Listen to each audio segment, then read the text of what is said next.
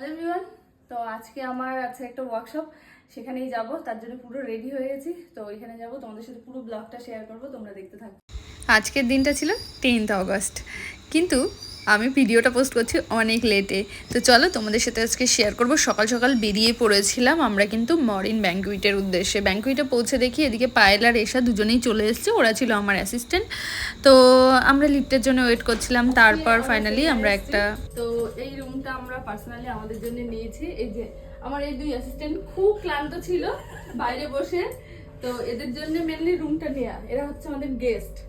এই দিন আমি যতটা আনন্দে ছিলাম ততটাই টেনশানে ছিলাম। এদিকে দেখো পায়েল আর এসা নিজেরা একটু টাচ আপ করে নিচ্ছে, আর আমি সকালবেলা টুকটাক একটু ব্রেকফাস্ট করে নিচ্ছিলাম, কারণ সারাদিনে অনেক কাজ রয়েছে, হেভি টেনশানে ছিলাম। এদিকে কিন্তু স্টুডেন্টরাও সবাই মোটামুটি চলে এসছে, আর এত সুন্দর একটা অনুষ্ঠান অর্গানাইজ করেছে কিন্তু এইচডি স্টুডিও পাপাই সাহা।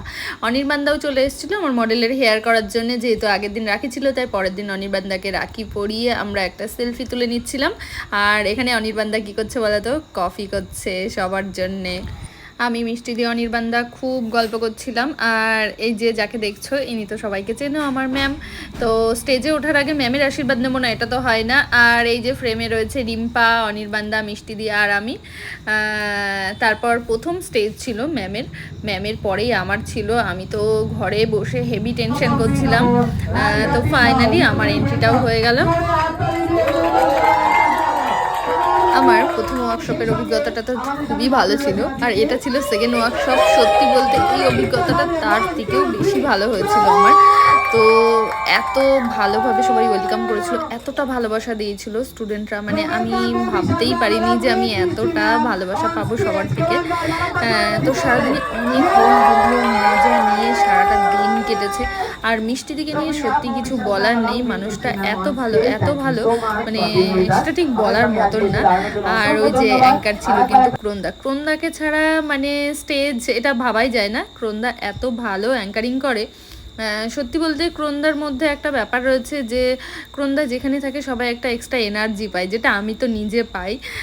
কারণ ক্রন্দা সবাইকে খুব সুন্দর করে মাতিয়ে রাখে। তো পায়েল আর এশাকে নিয়ে সত্যি কিছু বলার নেই, সারাদিনে এত পরিশ্রম করেছিল।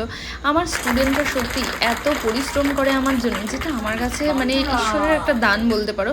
পায়েল আর এশা সারাদিনে প্রচুর পরিশ্রম করেছিল। আর এইদিকে কিন্তু চলছিল সেলফি পর্ব। তো একটা কথা বলি, আমার স্টুডেন্টরা আমার সাথে সেলফি তুলবে এটা খুব ন্যাচারাল, কিন্তু এই যে যাদেরকে দেখছো তারা কিন্তু কেউ আমার স্টুডেন্ট নয়।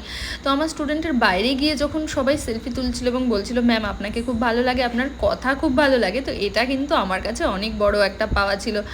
তো তোমার